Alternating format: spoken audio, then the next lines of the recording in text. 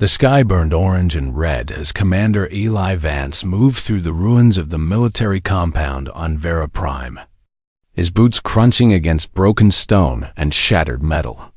His rifle held steady against his shoulder as he scanned every shadow for threats.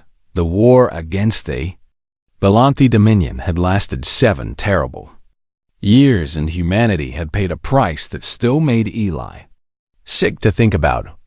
With entire colonies reduced to ash and millions of innocent people taken as slaves or worse, experimented upon in laboratories that the rescue teams still had nightmares about. The Volanthe were apex predators who had ruled this sector of the galaxy for over 2,000 years, and they viewed every other species as nothing more than prey to be hunted and conquered and used however they wished.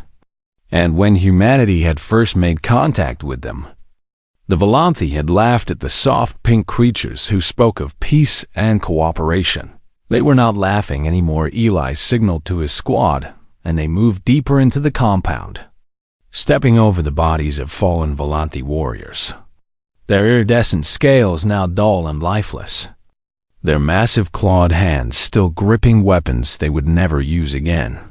Private Chun walked beside Eli, her young face hard with the kind of anger that came from losing too many friends, and Sergeant Morrison brought up the rear, his scarred face showing nothing at all because he had learned long ago to bury his emotions deep where they could not hurt him. The compound had been one of the last strongholds of Volanthe resistance on this planet, and the fighting had been brutal and close and terrible. But now it was over, and all that remained was to clear the building and secure whatever intelligence they could find. Eli heard a sound from up ahead, a soft whimpering that did not sound like any Volanthe warrior he had ever encountered, and he raised his fist to halt his squad before moving forward alone, his rifle aimed at the doorway of a chamber at the end of the corridor. He stepped through the doorway and stopped a Volanthe female crouched in the corner of the room, her scales a deep purple that was marred by ash and dried blood, her left arm hanging at a wrong angle where it had been shattered by weapons fire. And behind her, pressed against the wall with wide, terrified eyes, were 5 Volanthe younglings. The children were small, barely larger than human toddlers, their scales still soft and their crests not yet fully formed, and they trembled as they stared at the armored human who had entered their hiding place. The female saw Eli, and something changed in her posture, a kind of resignation that Eli recognized from his years of combat, the look of someone who knew they were about to die and had accepted it. She pushed the younglings further behind her with her one good arm, shielding them with her body, even though she must have known it would do no good. And then she lowered her crest flat against her skull in a gesture Eli had learned meant submission among the Volanthe. She bared her throat, exposing the vulnerable flesh beneath her jaw, and she closed her eyes. Eli understood what she was doing because the intelligence briefings had been very clear about Volanthe customs. And this was the gesture of surrender to death, the final acceptance of defeat where the loser offered their life to the victor. She was waiting for him to kill her. Private Chun appeared at Eli's shoulder, and her breath caught when she saw the scene before them.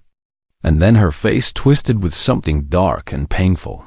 "Do it, Commander," Chun said, her voice rough with emotion. "After what they did to New Shanghai, after what they did to my sister, they deserve this." Sergeant Morrison stepped into the room as well, and his hand moved to his sidearm, his eyes cold as he looked at the cowering aliens. "She's a combatant, sir," Morrison said. "Enemy military personnel. Legitimate target under the rules of engagement." Eli stared at the Volanthe female, at the way she trembled despite her attempt to appear brave, at the way her good arm still reached back to touch the younglings as if to comfort them, even in what she believed were her final moments. He thought about New Shanghai and the images that had been broadcast across human space, the cities burning and the people screaming. and the Volanthi warriors laughing as they herded survivors into transport ships bound for the slave markets. He thought about his own brother Thomas, who had been on one of those ships and who had died in a labor camp 3 years ago. Worked to death extracting ore from an asteroid mine. He had every reason to pull the trigger, every justification, every right. The Volanthi female kept her eyes closed, and her throat bared, and she waited for death with a dignity that Eli had not expected from a species he had been taught to hate. And then Eli looked at the younglings behind her, at their tiny trembling forms and their huge frightened eyes. And he saw that they were just children, just babies really, who had no part in the horrors their people had inflicted upon humanity. He lowered his rifle. "Commander?" Chun asked, confusion replacing anger in her voice. "She's not a combatant anymore," Eli said quietly. "Look at her arm. She can't fight, and those are children behind her. They're Volanthi children." Morrison protested. "They'll grow up to be just like their parents, just like the monsters who killed millions of our people." Eli shook his head and slung his rifle across his back before keying his communicator. "Medic to my position," he said. "I have wounded civilians, 1 adult female and 5 juveniles. Need immediate medical assistance." The Volanthi female's eyes snapped open, and she stared at Eli with an expression of complete incomprehension, as if he had suddenly started speaking a language she had never heard. "Why?" she asked, her translator crackling with static. "Why do you not kill me? I am your enemy. My people have done terrible things to your kind." Eli met her gaze and held it. "You didn't do those things," he said. "You're a mother protecting her children. And I'm not going to murder children no matter whose children they are." The female continued to stare at him as if he was some impossible creature from a legend, something that could not exist in the reality she knew behind her. One of the younglings began to cry, and Eli realized that everything he did in the next few minutes might matter more than anything he had done in 7 years of war. The medic arrived within minutes. A young woman named Dr. Sarah Chun, who was no relation to Private Chun, but who shared the same haunted look that all the soldiers carried after years of fighting the Volantis, stopped at the doorway when she saw who her patients were, and for a long moment she did not move, a medical kit hanging from her hand as she stared at the alien female and the younglings huddled behind her. "Commander," she said slowly, "these are Volanthi." "I'm aware," Eli replied. "The adult has a shattered arm and possible internal injuries. The children appear unharmed, but they're malnourished and dehydrated." Dr. Chun looked at Eli with an expression he could not quite read, something between confusion and respect and maybe a little bit of fear. "You want me to treat them?" she asked. "I want you to save them," Eli said simply. The medic took a deep breath, and then she nodded once and stepped into the room, approaching the Volanthi female with slow, careful movements, as if she were approaching a wounded animal that might lash out at any moment. The female, whose name Eli would later learn was Sirakith, watched the human doctor with wide, disbelieving eyes as Sarah knelt beside her and began to examine her shattered arm. "This is going to hurt," Sarah said, her voice professional despite everything. "I need to set the bone before I can treat it properly." Sarah did not respond. She simply continued to stare as if she could not quite believe what was happening, as if she expected the humans to suddenly reveal that this was all some cruel trick before they killed her. After all, Sarah worked quickly and efficiently, setting the bone with practiced hands while Sarah hissed in pain but did not cry out. And then the medic applied a regeneration patch that would help the bone heal properly over the coming weeks while Sarah worked on Sarah.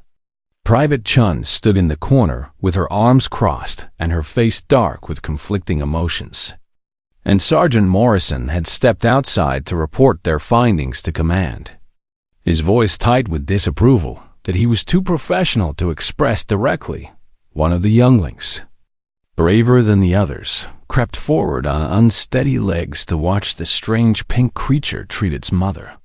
And when Eli noticed the little one staring at him, he slowly reached into his pack and pulled out a ration barth. Youngling froze, its crest flattening in fear. But Eli simply unwrapped the bar and broke off a small piece, which he placed on the ground between them before stepping back. For a long moment, nothing happened. Then the youngling darted forward, snatched the food, and retreated to share it with its siblings. And soon all 5 of them were eating the unfamiliar human food with desperate hungry sounds that made something twist painfully in Eli's chest. "They're starving," he said quietly. "How long has it been since they ate?" Sarah finally spoke, her voice rough and her translator struggling with the words. 3 days, she said. The compound was under siege, and the food supplies were given to the warriors. The younglings and the caretakers received nothing. Eli felt a flash of anger at the Volanti commanders, who had let children starve while soldiers ate. But he pushed it down because anger would not help anyone right now. "We'll get them proper food," he said, "and water. And whatever else they need." Sarah looked at him with those strange alien eyes, and Eli could see that she was struggling to understand. That everything she was witnessing contradicted everything she had ever been taught about humans and about the universe itself. "Why are you doing this?" she asked again. "We are your enemies. We have killed your people in numbers beyond counting. We have enslaved them and tortured them and treated them as animals. You have every right to kill us, every justification. So why?" Eli considered the question carefully before answering. "Because killing you won't bring back the people we've lost," he said. "Because those children didn't choose to be born Volanti any more than I chose to be born human. Because somewhere along the line someone has to decide that enough is enough and the cycle of violence has to end." Sarah shook her head slowly, a gesture she had learned from observing human prisoners. And her expression was one of complete bewilderment. In 2,000 years of Volanti history, no one has ever shown mercy to a defeated enemy, she said. The conquered are killed or enslaved. There is no third option. This is the way of the universe. The strong devour the weak. Maybe that's been the way of your universe, Eli replied. But it doesn't have to be the way of ours. Private Chun stepped forward then. Her young face twisted with emotion. "Commander, I lost my sister to these monsters," she said, her voice shaking. "She was 12 years old and they took her, and I never saw her again. How can you just stand there and show them kindness after everything they've done?" Eli turned to face the young soldier, and his heart ached for her because he understood her pain. He truly did. He carried his own version of it every single day. "I'm not asking you to forgive them," he said gently.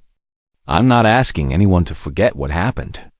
But these children didn't kill your sister. This woman didn't kill your sister. And becoming killers of children and wounded prisoners isn't going to make us any better than the ones who did."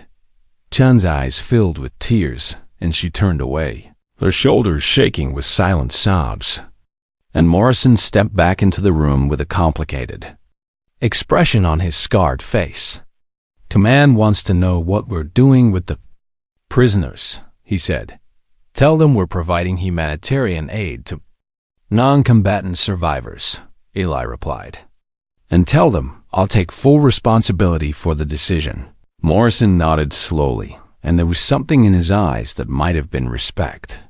Even if he still did not fully agree, Sarah watched all of this unfold with growing wonder and confusion. And when the human soldiers began to set up a proper shelter for her and the younglings, when they brought more food and clean water and blankets against the cold night air, she found that she could not stop the tears that rolled down her scaled face for the first time in her life. She had witnessed something she had not believed possible. She had witnessed mercy, and she had absolutely no idea what to do with it. 6 months after the fall of Vera Prime, the Volanti Dominion officially surrendered, and the war that had consumed an entire sector of the galaxy finally came to an end. But the question of what to do with the defeated Valanthi remained. The Galactic Council convened in their ancient hall on the neutral world of Nexus Prime, where representatives of over 50 spacefaring species gathered to decide the fate of an entire race. And the atmosphere was thick with tension and old hatreds and the weight of terrible memories. The Kreth delegate spoke first, his insectoid body clicking with barely contained rage as he addressed the assembly. "The Valanthi enslaved our people for 300 years, he said through his translator. They worked us to death in their mines and their factories. They treated us as nothing more than tools to be used and discarded. And now you ask us what should be done with them." He slammed one of his forearms against his podium. "Extinction," he declared. "Complete and total extinction. Every last one of them wiped from the galaxy so that they can never threaten anyone again." A rumble of agreement went through the hall as dozens of species who had suffered under Valanthi rule voiced their support for the Kreth position. The Mavani delegate rose next, her flowing blue robes rippling around her ethereal form. "My people were hunted for sport," she said, her voice soft but carrying throughout the chamber. "The Valanthi would release our children into forests and chase them down for entertainment. Shall I describe what they did when they caught them?" She did not wait for an answer. "Extinction is too kind," she continued. "But it is the most efficient solution, and efficiency is what we need now."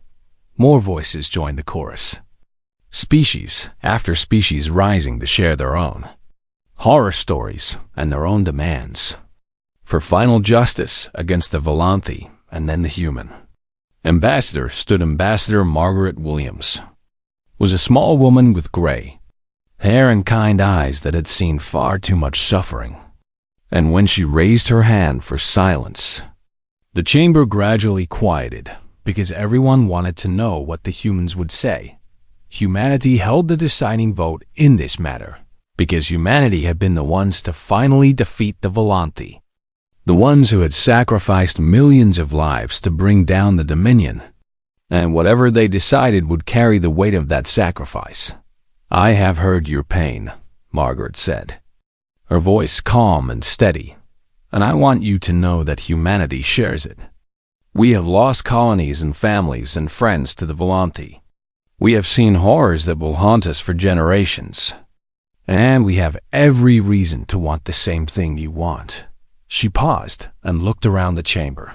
"But before this council makes its decision, I would ask that you hear from a witness, someone who can speak to what the future might hold if we choose a different path." Confusion rippled through the assembly, and the Kreth delegate made a sharp clicking sound of irritation. What witness could possibly change what must be done? He demanded. Margaret smiled sadly and gestured toward a side entrance.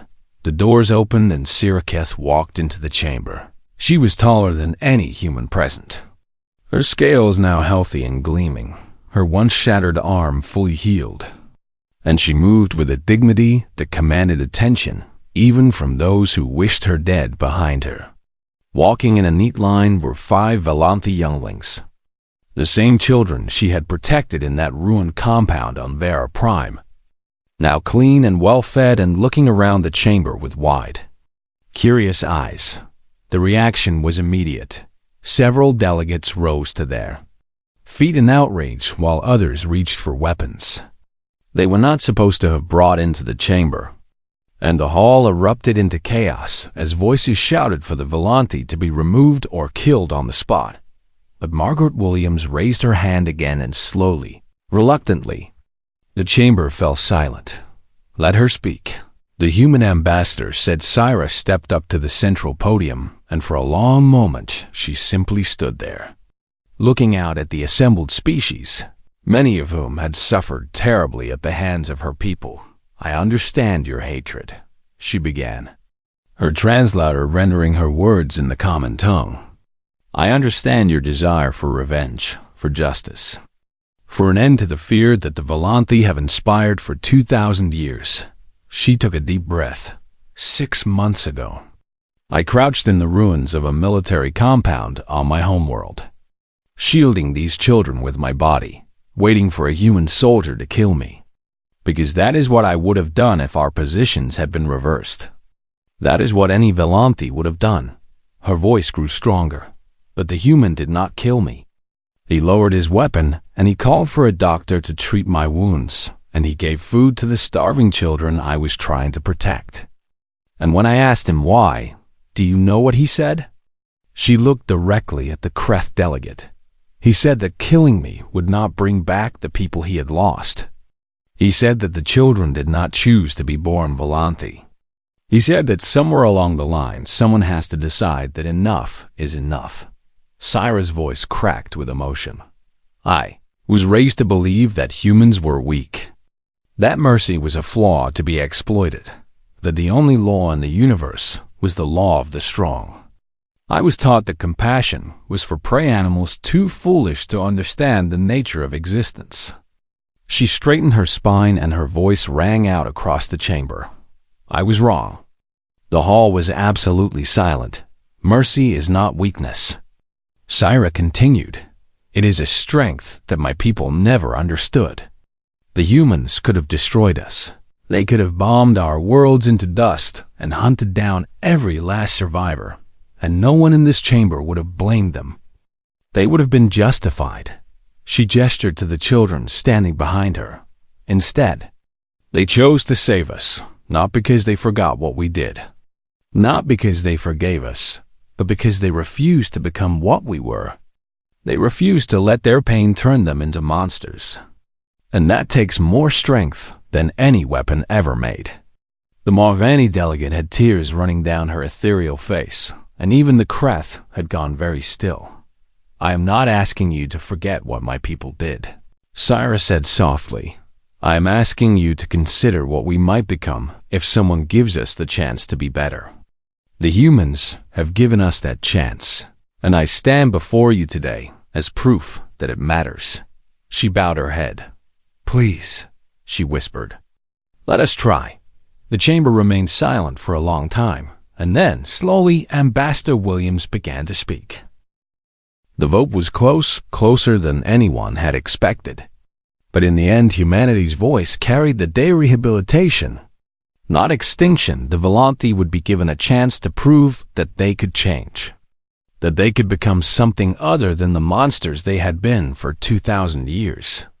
And the galaxy held its breath to see what would happen next. Many species were furious with the decision, and the Kreth delegate stormed out of the chamber, vowing that his people would never forget this betrayal. But others looked at the humans with a new kind of curiosity, wondering what strange philosophy could lead a species to show mercy to those who had caused them so much. Pain Ambassador Williams approached Syra after the chamber had emptied, her small human form dwarfed by the towering Volanthi female. Thank you for speaking, Margaret said. I know that could not have been easy. Syra shook her head slowly. I should be thanking you, she replied. You have given my people something they do not deserve, a second chance. I only hope we prove worthy of it. Margaret smiled and reached out to take Syra's clawed hand in her own. That's all any of us can hope for, she said. In the months that followed, the galaxy watched as the rehabilitation of the Volanthi began. And it was not easy or simple or quick. There were protests and riots, and even some violence, as species who had suffered under Volanthi rule struggled to accept the Council's decision. And there were Volanthi who refused to change, who clung to the old ways and the old hatreds, and who had to be dealt with accordingly. But there were also moments of hope. Human teachers traveled to Volanthi worlds to help establish new schools where children were taught that strength did not have to mean cruelty, that power did not have to mean oppression, that there were other ways to live besides the way of the predator. Volanthi volunteers worked alongside the species they had once enslaved to rebuild what had been destroyed. And slowly, painfully, grudgingly, some of those old wounds began to heal, and at the center of it all was Sirakethi became the first Volanthi ambassador to the Galactic Council, working tirelessly to repair the damage her people had done, and she was often seen in the company of Commander Eli Vance, who had been promoted to diplomatic envoy. After the war together, they developed what came to be known as the Vera Accords, a framework for post-conflict reconciliation that laid out how former enemies could learn to live together in peace. And over the next century, those accords would be adopted by 37 different species. The impact spread far beyond the Volanthe's Kreth hegemony, notorious for executing prisoners of war for as long as anyone could remember, quietly began to reform their policies. After a young human diplomat asked their war council a simple question: what do you gain from their deaths that you couldn't gain from their lives? The war council had no good answer. The Morvani, who had sworn eternal vengeance against the Volanthi, found themselves working alongside Volanthi engineers to rebuild a space station that had been destroyed during the war.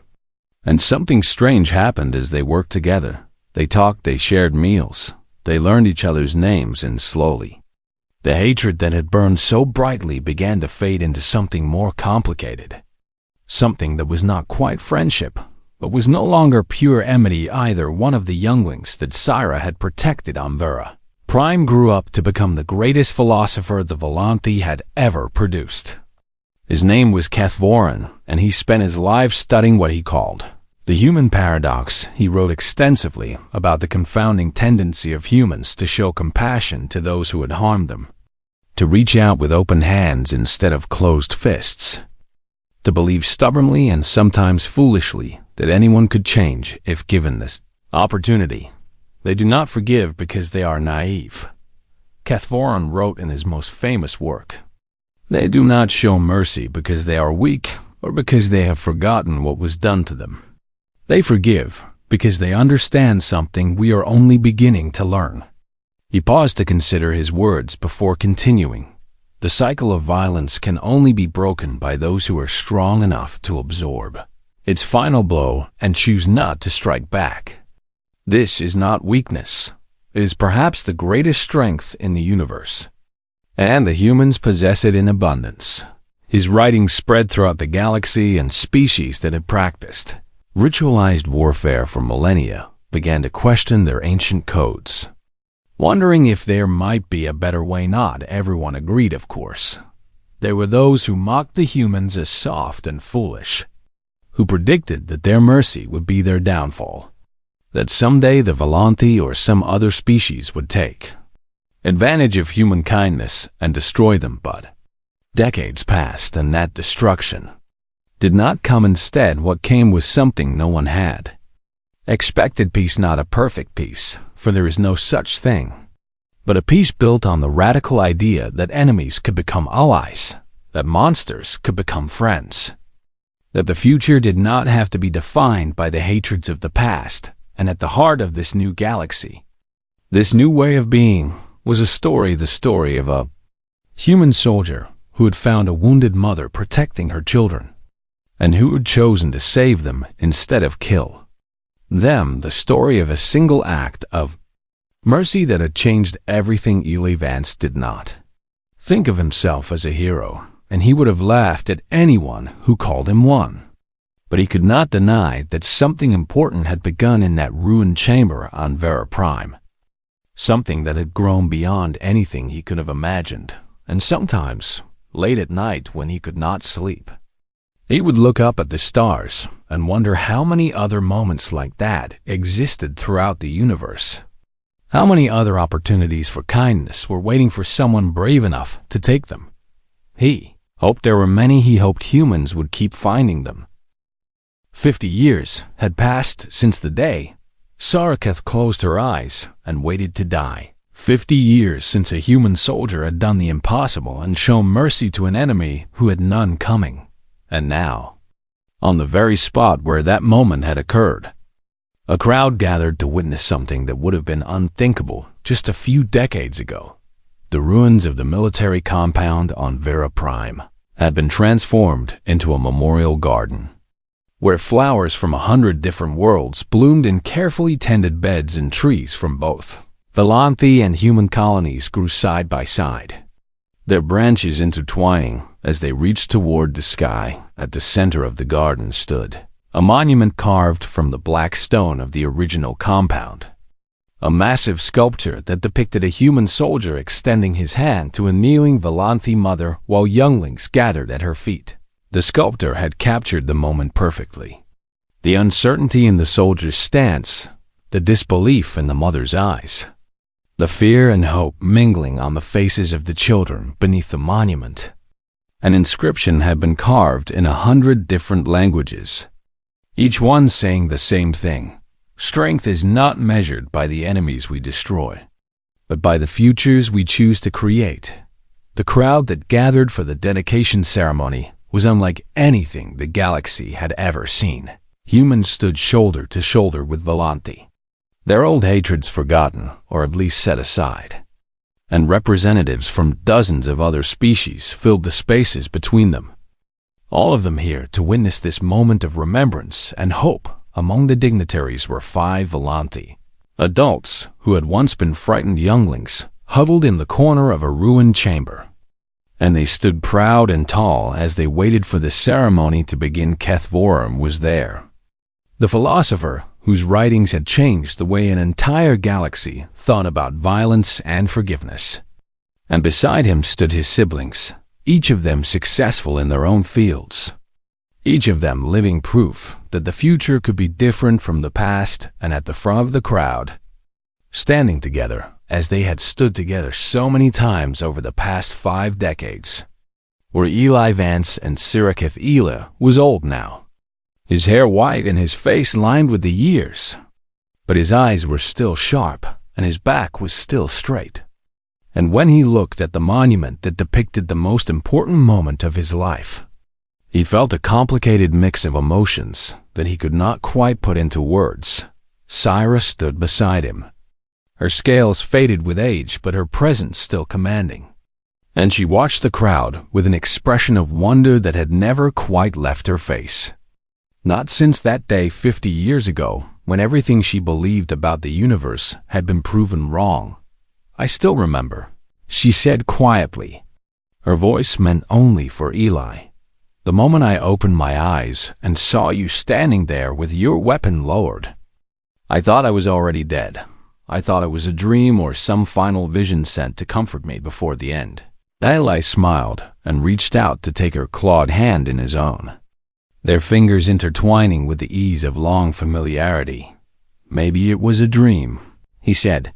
"Maybe that's what the future is. A dream we haven't woken up from yet." Syra squeezed his hand gently. "Then let us keep dreaming." "Commander," she replied. The ceremony began with speakers from both species sharing their memories of the war and the peace that followed. And there were tears and laughter and moments of silence as the crowd remembered those who had been lost and celebrated how far they had come. HFY spoke about the day he had been saved, about the strange pink creature who had given him food and shown him kindness when his own people had left him to starve.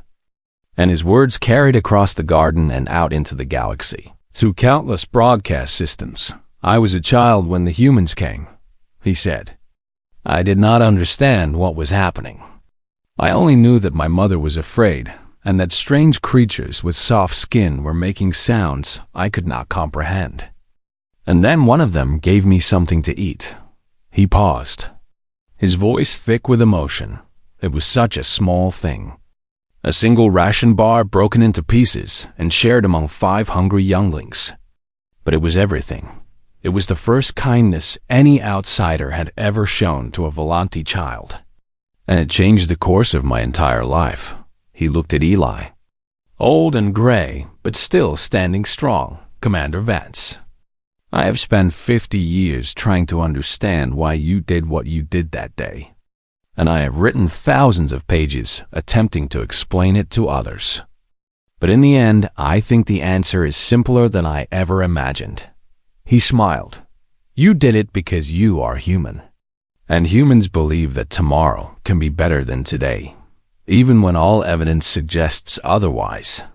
You believe it with a stubbornness that borders on insanity. And that belief has made you something the galaxy has never seen before. He spread his arms wide to encompass the crowd. The garden, the monument, and the peaceful sky above, you have made us believers too. The crowd erupted into applause.